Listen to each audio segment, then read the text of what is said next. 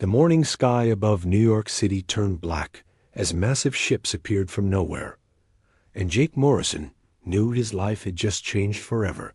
The fighter pilot gripped his controls tighter as his radio crackled with confused voices from air traffic control and military bases across the country. The alien vessels were enormous and shaped like giant triangles with edges that seemed to cut through the clouds. Themselves, Admiral Crickstall stood on the bridge of his flagship, watching the primitive planet below through the viewing screen, and felt satisfied with how easy this conquest would be. His species had taken over 12 star systems using the same tactics, and Earth would be no different. The humans down there probably still used chemical rockets and simple computers, which meant they posed no real threat to his advanced fleet. Jake received orders to scramble his F-16 squadron from Andrews Air Force Base, and he felt his heart racing as he climbed into his cockpit. His wingman Amy Rodriguez was already starting her engines, and she gave him a thumbs up through her canopy. They had trained together for years, but nothing had prepared them for fighting actual aliens with technology beyond their understanding. The alien ships began descending toward major cities around the world, and people in the streets looked up in terror as shadows fell over entire neighborhoods. The ships made no sound as they moved, which somehow made them even more frightening.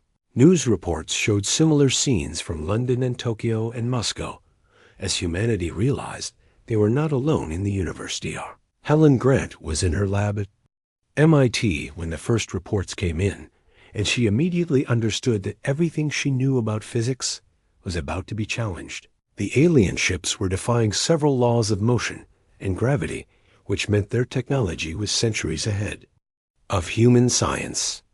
She grabbed her notebook and started writing down observations, because someone would need to figure out how their systems worked. Alien Admiral opened a communication channel to Earth, and his translator converted his words into every human language simultaneously. His message was simple and direct. Humanity had 72 hours to surrender completely or face total destruction. He had given the same ultimatum to 11 other species, and they had all chosen to submit rather than fight a hopeless war. Jake and Amy took off with 8 other fighters and headed toward the nearest alien ship, which was hovering over Washington, D.C. Their radar systems were going crazy because the alien vessel was so massive it filled their entire screens. Jake tried to lock onto the ship with his missiles, but his targeting computer could not make sense of what it was. Seeing Marine Colonel Rick Carter was in the Pentagon when the ultimatum came through, and he listened to the panic in the voices around him as politicians and generals debated surrender terms. Rick had fought in 3 wars, and he knew something the aliens probably did not. Humans were at their most dangerous when they had nothing left to lose. The first engagement happened when Jake and Amy flew their fighters directly at the alien ship and fired everything they had. Their missiles seemed tiny compared to the massive vessel, but something unexpected occurred. The alien ship had shields that could stop large weapons, but the small fighter jets confused their defense systems. Amy noticed that the alien ship had trouble tracking fast-moving targets that flew in unpredictable patterns, and she started performing maneuvers that would normally be considered reckless. Jake followed her lead, and together they managed to damage one of the ship's weapon ports, using conventional missiles that should not have been able to penetrate alien armor. Alien crew was confused because their computers had calculated that human weapons were primitive and harmless, but somehow 2 small aircraft had just caused real damage to their ship. Admiral Crickstall received the report and dismissed it as a fluke, because no primitive species had ever successfully fought back against. Zephyrian Technology Dr. Grant was monitoring radio frequencies when she detected strange signals coming from the damaged alien ship, and she realized that their technology used quantum communications that followed patterns she could potentially decode. She started working on understanding their systems, because knowledge would be humanity's only advantage. Amy managed to force one of the smaller alien scout ships to crash land in a field outside. the city, and they watched as strange creatures emerged from the wreckage. The aliens were tall and thin with gray skin and large black eyes. They moved differently than humans and seemed surprised that they had been shot down. By primitive aircraft, Rick Carter arrived at the crash site with a team of soldiers and scientists, and they secured the area before the aliens could destroy their technology. The crashed ship contained computers and weapons that human engineers had never seen before. Rick knew that understanding this technology could change everything. The alien admiral was receiving reports from around the world that human resistance was stronger than expected, and he realized that perhaps this conquest would not be as easy as the others. Humans seemed to have a different response to overwhelming force than other species. Instead of calculating their odds and surrendering, they appeared to be getting angry. Helen Grant examined the alien computer systems and made a startling discovery. The aliens programmed their machines to fight against other civilizations that followed logical military strategies. Their artificial intelligence expected enemies to behave in predictable ways and use conventional tactics. But humans had a history of doing unexpected things when desperate. The first day of the invasion ended with alien ships hovering over every major city on Earth, but humanity had not surrendered as expected. Instead, reports were coming in of humans attacking alien positions with everything from military jets to farm equipment. The aliens had expected fear and submission, but instead they found defiance and creativity. Admiral Krickstall reviewed the day's events and felt the first stirring of doubt about this mission. Other species had either surrendered immediately or fought brief conventional wars before accepting defeat. But humans seemed to be responding to the threat of extinction by becoming more determined to fight.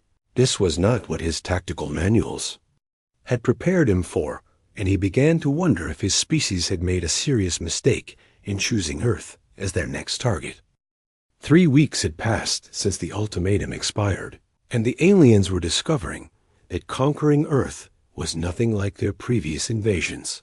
They had expected either immediate surrender or organized military resistance that they could crush with superior firepower. Instead, they found themselves fighting 8 billion humans who refused to follow any rules of warfare. Lisa Wang stood in her garage in suburban Chicago, mixing chemicals from cleaning supplies and fertilizer while her neighbors brought her everything from old cell phones to kitchen timers. She had been a high school chemistry teacher before the invasion, and now she was teaching her community how to make explosives that could damage alien equipment. The alien sensors were designed to detect military weapons, but they could not identify threats made from household items. In the mountains of Colorado, Park Ranger Danny Brooks led a group of hunters and survivalists in what they called the Invisible War. They used their knowledge of the terrain to set up ambush that the aliens never saw coming. Danny had spent 20 years tracking animals through these mountains, and now he was tracking alien patrols using the same skills. The Zephyrian ground forces were designed to fight other advanced civilizations in open battle using energy weapons and force fields. They were not prepared for humans who hid in sewers and attacked with homemade bombs. The alien soldiers wore armor that could stop plasma bolts, but somehow a pipe bomb made from plumbing supplies could still kill them. Maya Patel had been a sergeant in the army before retiring to drive trucks, and when she saw an alien walker destroying her neighborhood, she did not think about tactics or survival. She simply drove her fuel tanker straight into the machine at full speed. The explosion destroyed a war machine that cost more than most planets' entire economies, and Maya became a legend among the human resistance. The aliens' artificial intelligence systems were failing to predict human behavior because they assumed that intelligent beings would act logically and try to preserve their own lives. Instead, humans kept choosing actions that seemed suicidal but somehow worked. The alien computers could not process a species that became more dangerous when cornered. Kevin Lee had been a radio technician before the war, and he discovered that Alien communications used predictable frequencies and encryption patterns. He started broadcasting fake orders using captured alien equipment and caused chaos in their ranks as different units received contradictory commands. The aliens' strict military hierarchy became a weakness when humans learned to exploit it. The resistance spread through social media and word of mouth as people shared techniques for fighting the invaders. A viral video showed how to disable alien vehicles using magnets and copper wire. Another post explained how to jam their sensors using microwave ovens. The aliens had never faced an enemy that could adapt and learn so quickly, Dargrad continued.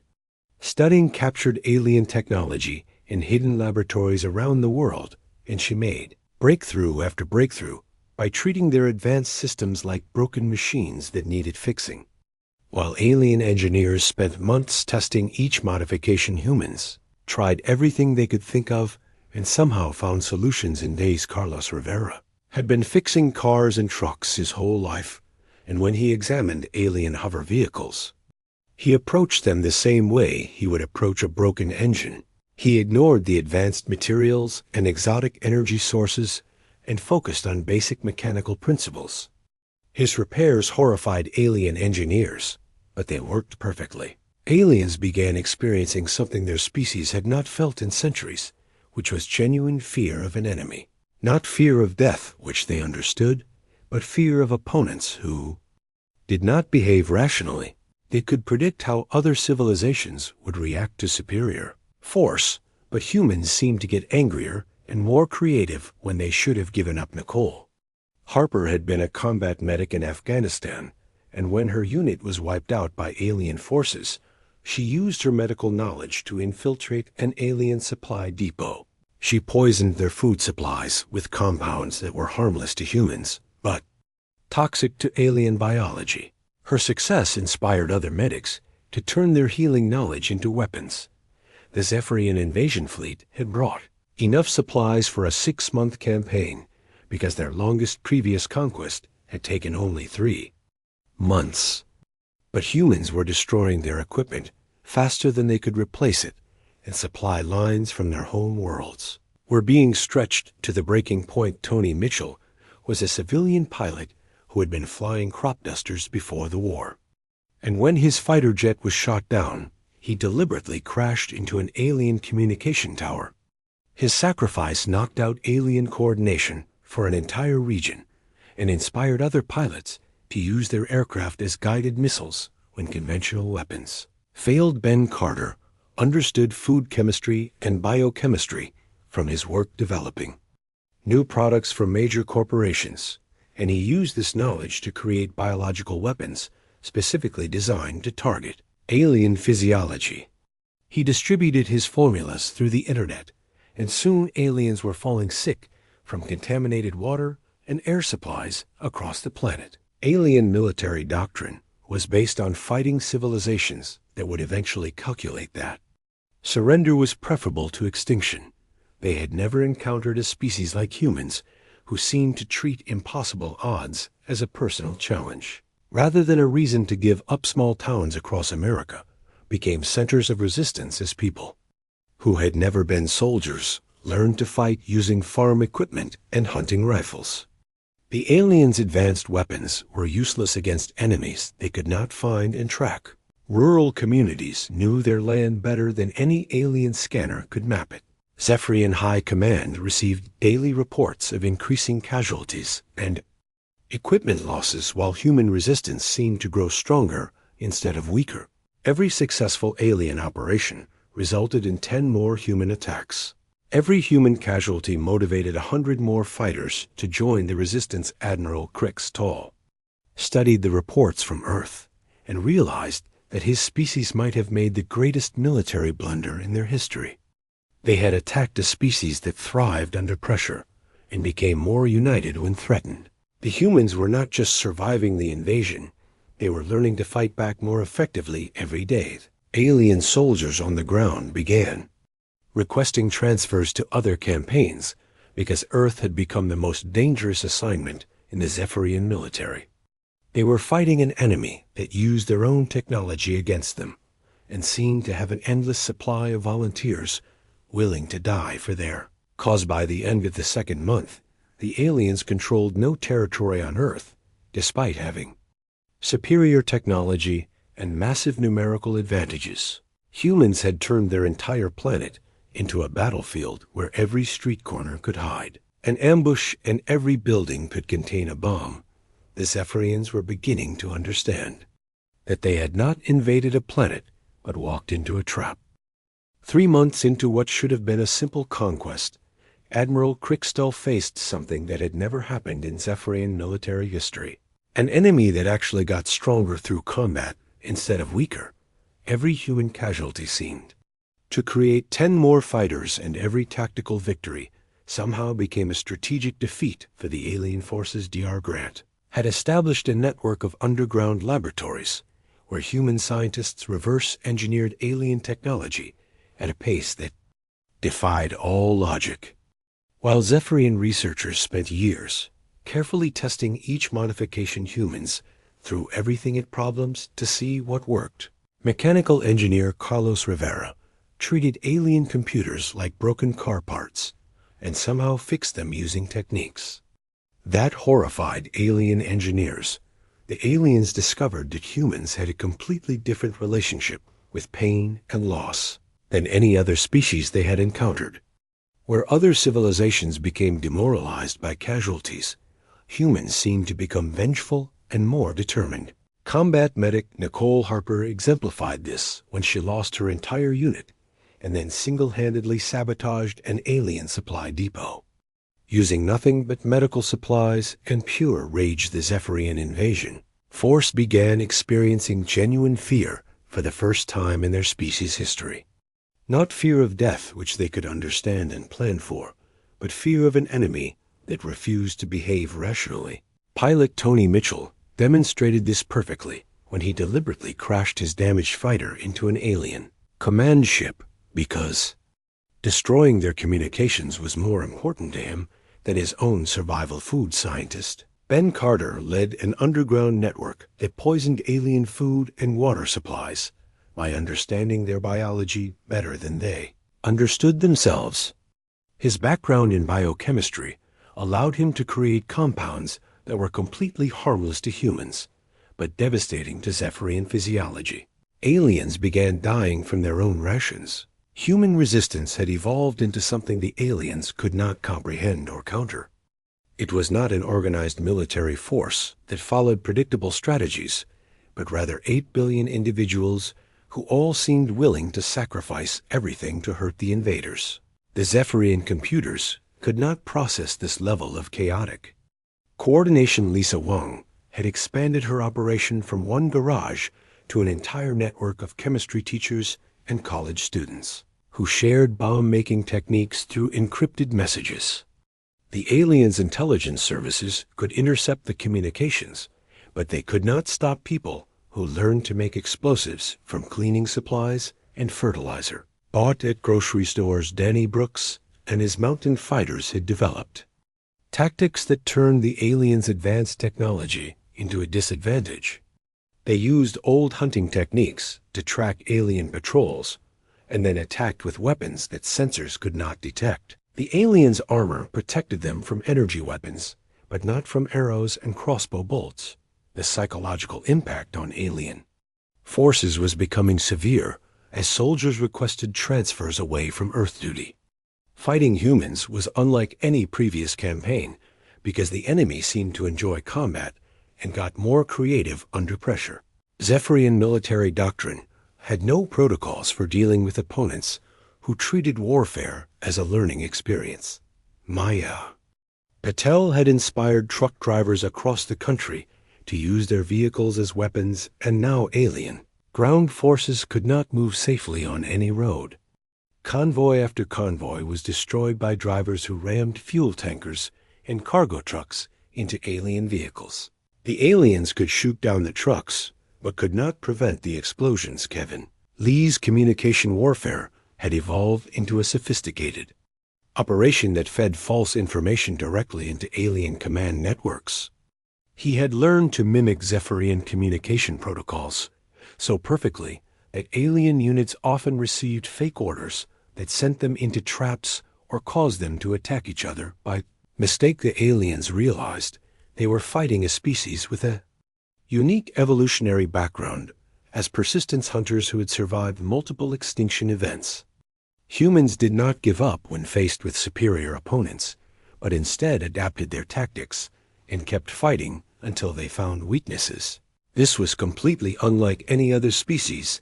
The Zephyrians had conquered Dr. Grant made a breakthrough when she discovered that alien technology was designed to fight civilizations that followed logical military principles.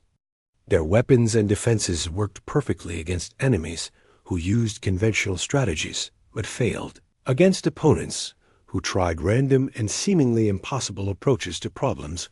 Carlos Rivera had organized mechanics and engineers across the country into a network that modified captured alien equipment for human use.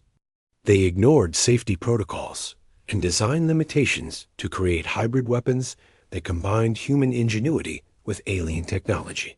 These improvised devices often exploded, but when they worked, they were devastatingly effective. The Zephyrian economy began showing strain from the prolonged Earth campaign as resources were diverted from 12 other star systems to support what should have been a quick conquest.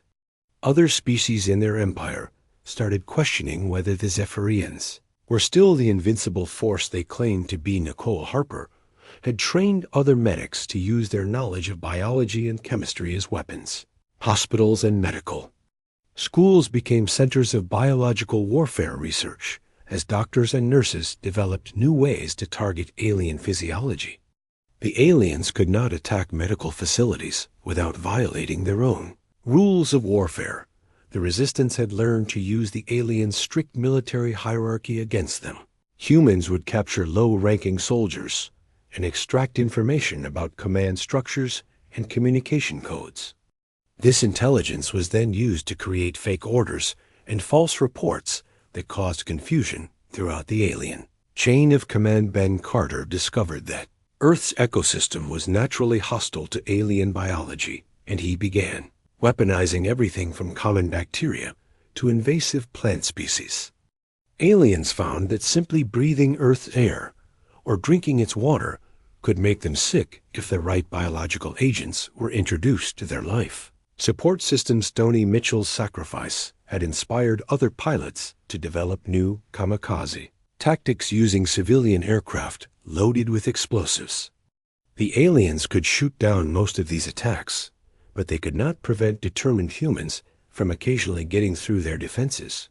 Every successful suicide attack destroyed equipment worth more than entire human cities. The aliens' advanced medical technology could not cope with biological weapons specifically designed to target their unique physiology. Human scientists were creating new diseases faster than alien doctors could develop treatments. The invasion force began suffering from plagues that only affected their species. Admiral Crickstoll reviewed casualty reports and equipment losses that made no logical sense.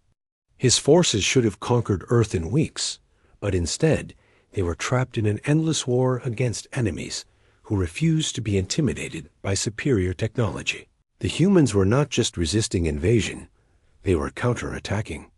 The final revelation came when captured alien soldiers revealed that the Zephyrian Empire had never faced sustained resistance from any species. Their previous conquests succeeded because other civilizations eventually calculated that submission was preferable to extinction.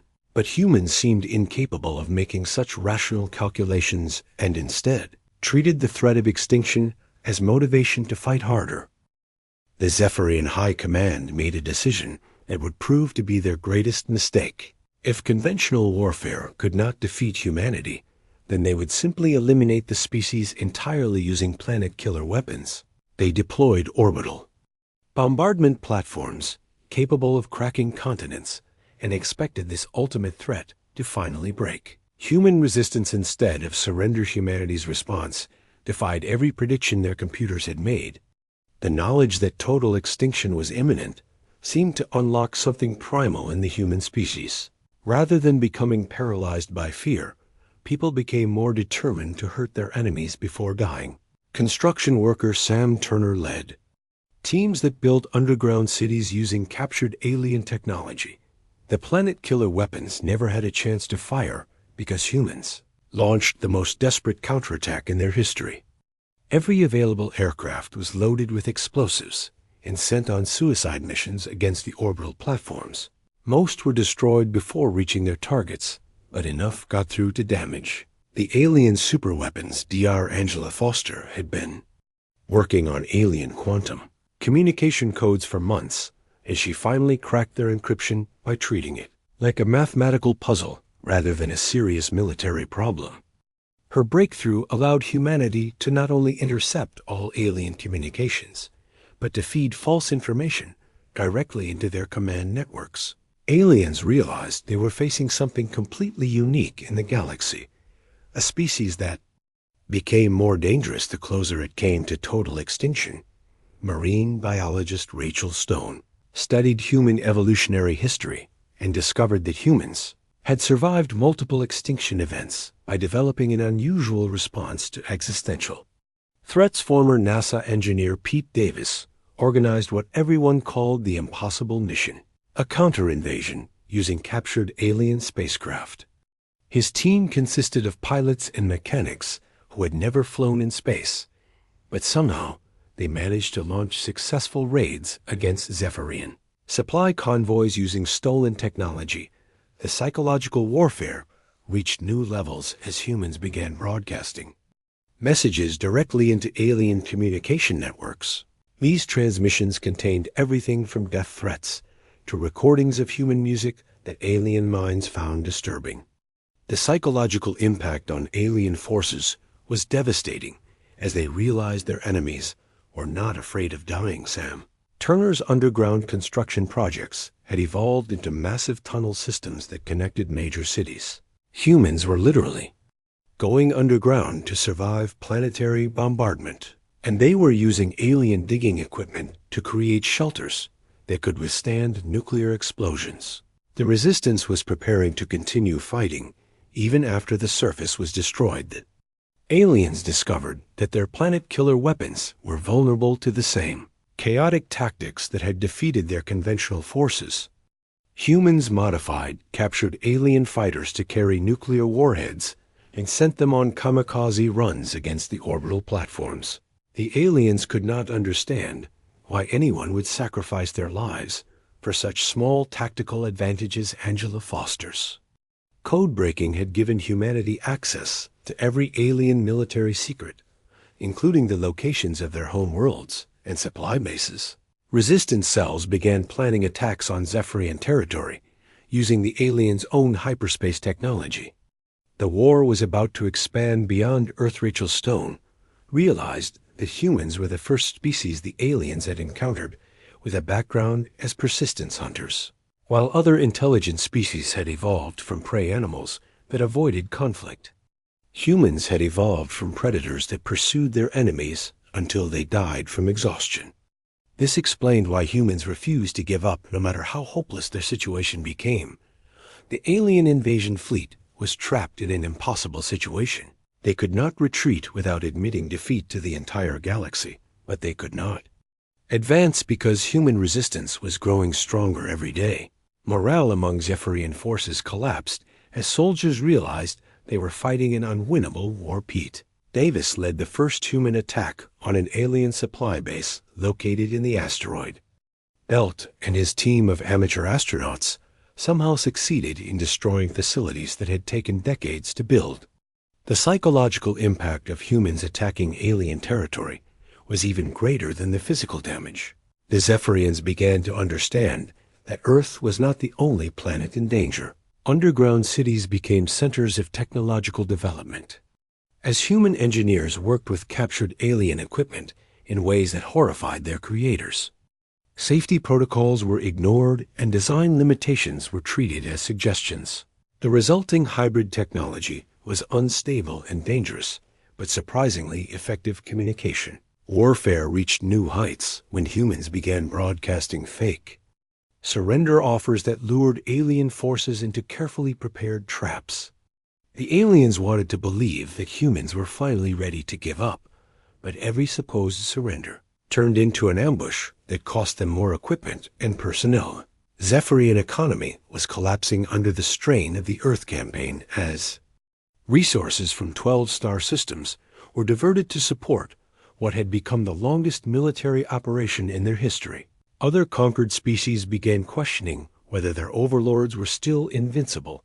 Sam Turner's tunnel networks had grown so extensive that humans could move armies underground without being detected by alien sensors.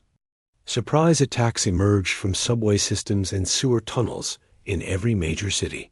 The aliens could control the surface, but they could not prevent humans from attacking from below. The resistance had learned to turn everything into a weapon, including alien technology. It was supposed to be tamper-proof. Human engineers figured out how to overload alien power systems and turn their own equipment into bombs. Every piece of captured technology became a potential explosive device. Angela Foster discovered that the alien command structure was completely dependent on quantum communication networks, and she developed viruses that could crash their computer systems.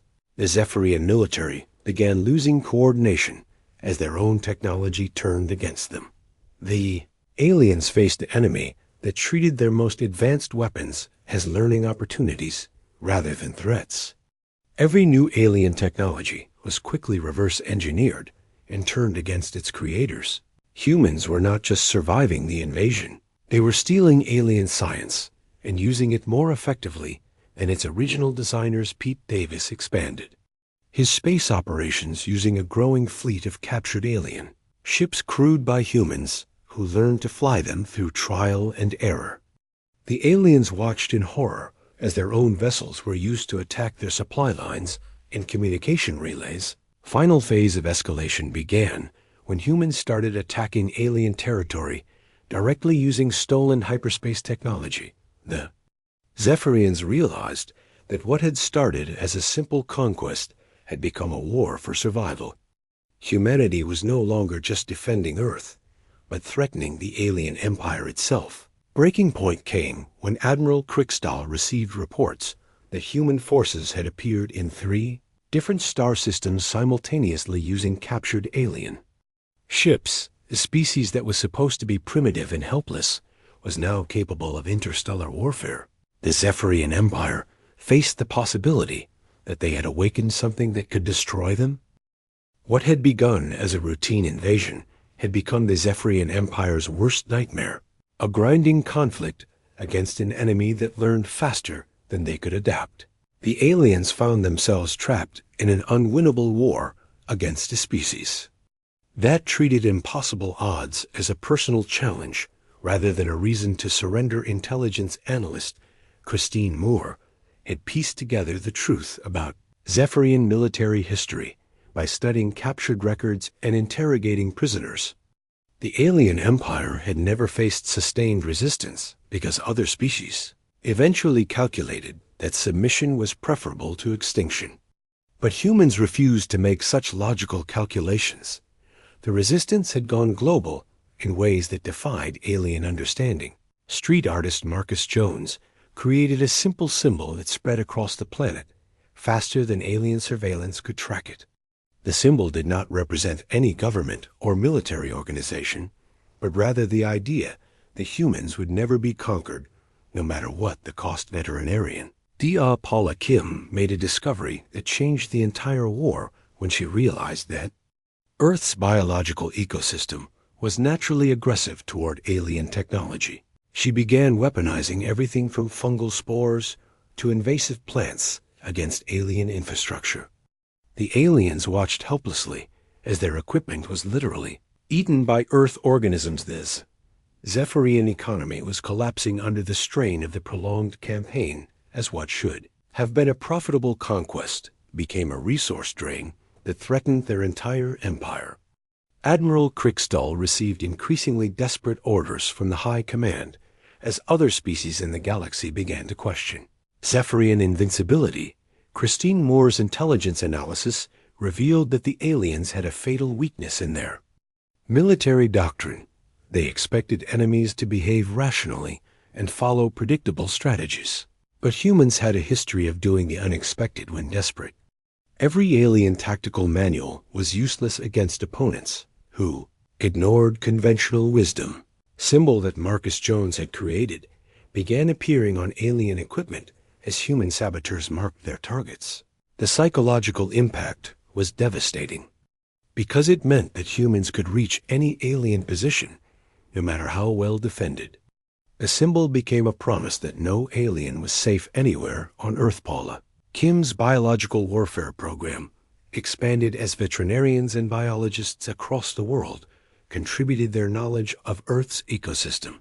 Alien bases were overrun by modified bacteria and aggressive plant species that their technology could not stop. The aliens discovered that fighting an entire planet's biology was impossible. Operations continued to expand as former NASA engineer Pete Davis led human forces in captured alien ships against targets throughout the solar system. The aliens watched in disbelief as their own technology was used more effectively by humans, who had learned to fly their ships through desperation and creativity.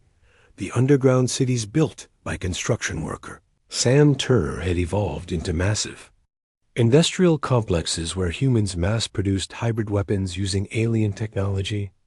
The resistance was no longer just surviving, but manufacturing equipment that was superior to anything the aliens had brought to Earth. Christine Moore discovered that the Zephyrian Empire was facing rebellions on other worlds as news of human resistance spread throughout their territory. Species that had submitted to alien rule began questioning whether their conquerors were truly invincible. The Earth campaign was destabilizing the entire empire. Psychological warfare reached its peak when humans began broadcasting recordings of their own casualties directly into alien communication networks. Instead of hiding their losses, humans made sure every alien soldier knew exactly how many of their comrades had died.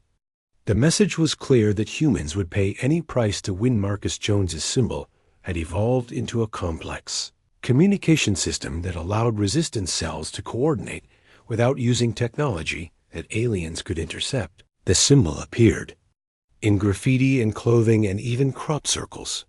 It became a language that only humans understood. Paula Kim realized that alien biology was vulnerable to Earth diseases that had evolved over millions of years.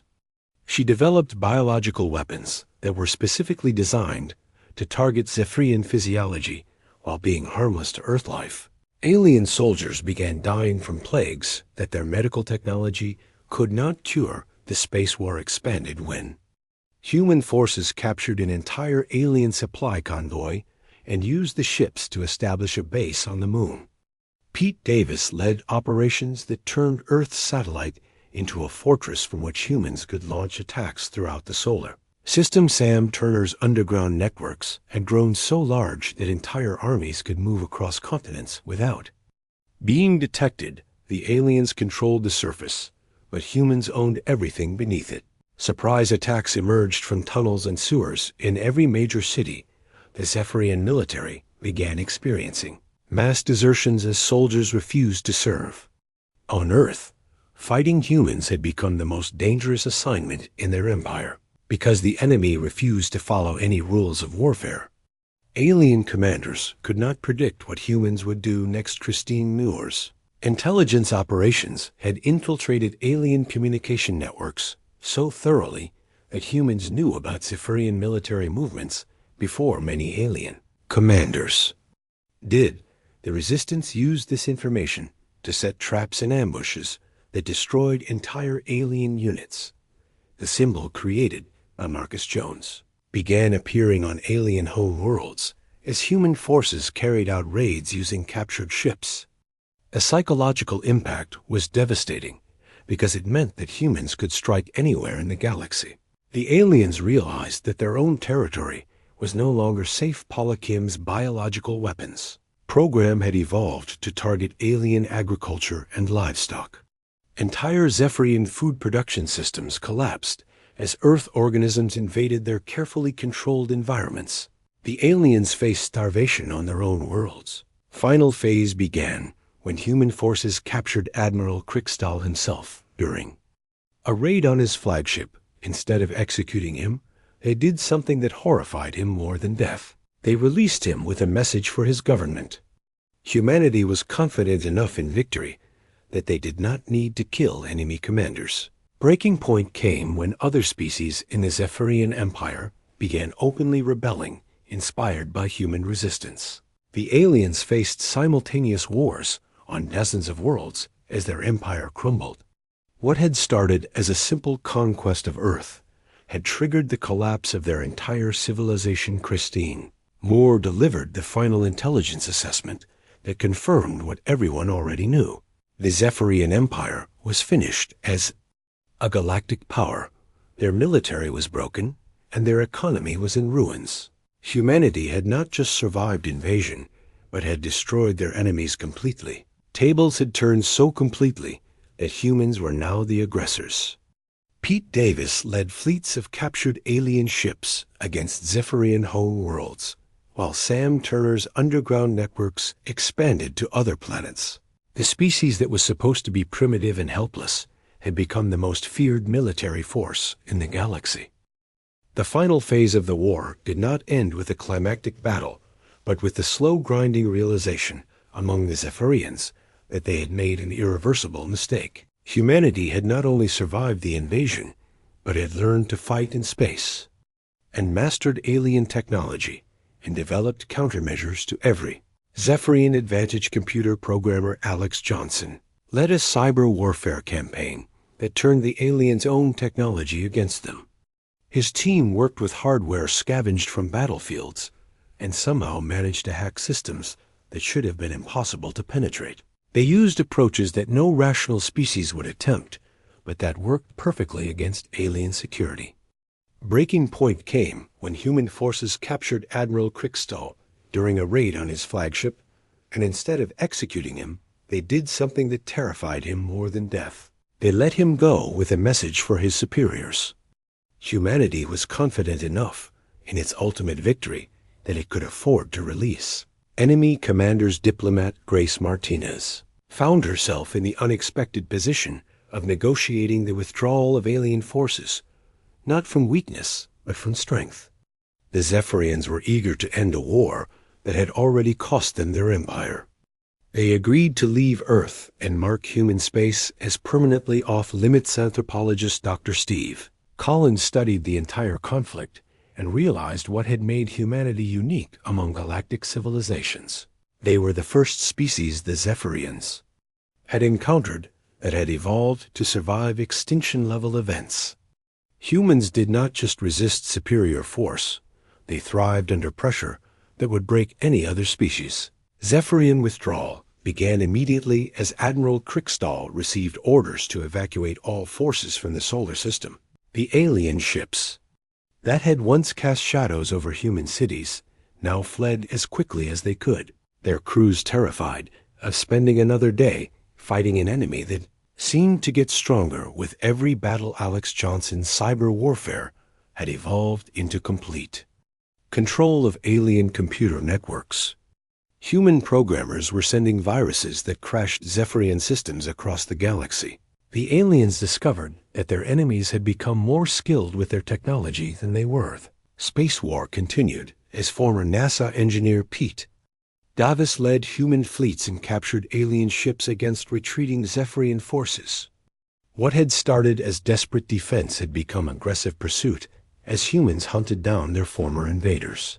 Throughout the solar system, Grace Martinez negotiated not just withdrawal, but reparations as the aliens agreed to provide technology and resources to help rebuild Earth. The Zephyrians were so eager to end the conflict that they accepted terms that would have been unthinkable at the beginning of the war. Construction worker Sam Turner emerged from his underground cities to oversee the rebuilding of human civilization using alien technology. His tunnel networks became the foundation for a new kind of city that combined human engineering with captured Zephyrian science. E.R. Collins realized that the war had changed humanity itself. The species that emerged from the conflict was no longer The same one that had been invaded, humans had learned to think on a galactic scale and had mastered technology that made them equals to any civilization in the galaxy. The psychological impact of human victory spread throughout the galaxy as other species learned that the supposedly invincible Zephyrian Empire had been defeated by primitives using improvised weapons. Humanity's reputation changed from unknown species to dangerous force that other civilizations approached with caution. Alex Johnson established permanent monitoring of alien communication networks to ensure that no species would ever again consider attacking Earth. Human cyber warfare capabilities had evolved to the point where they could cripple any civilization that depended on computer technology. Final negotiations took place on neutral ground as Grace Martinez met with representatives from multiple alien governments who wanted to establish peaceful relations with humanity. The species that had been marked for conquest was now courted as a potential ally. Pete Davis expanded human space operations using fleets of captured and modified alien ships.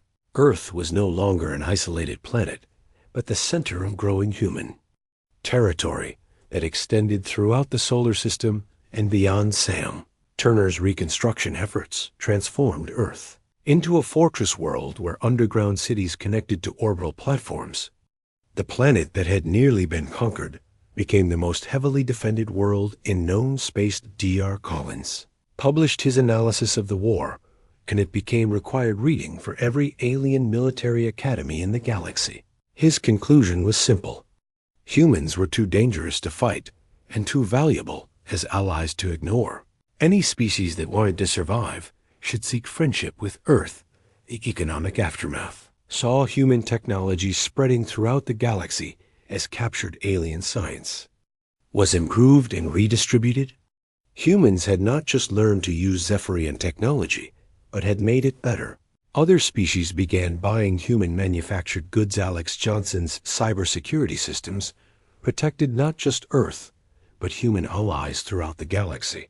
The species that had been invaded became the guardians of galactic computer networks. Any civilization that wanted secure communications had to work with human programmers. Transformation was complete when former enemies began requesting human military advisors to help them defend against other threats. The species that had been marked for extinction became the galaxy's most sought-after military consultants. Grace Martinez established the first human embassy on an alien world and found herself dealing with requests for military alliances from species that wanted human protection. Earth had gone from target to guardian in less than 2 years. The final scene showed children playing in parks where alien ships had once cast shadows while overhead human vessels patrolled the skies.